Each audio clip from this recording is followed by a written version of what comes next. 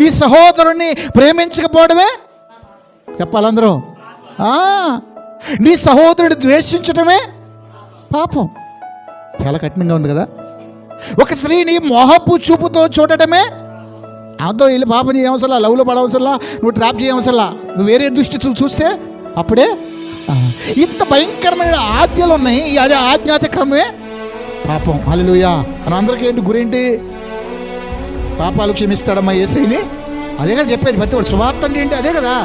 అంటే ఇక్కడ అంటున్నారు కదా, మనకు తెలుసు ఏమని అంటే నీ పాపాలు తీసేయడానికి వచ్చిన వాడు పాపము లేనివాడు. ఆమేన్.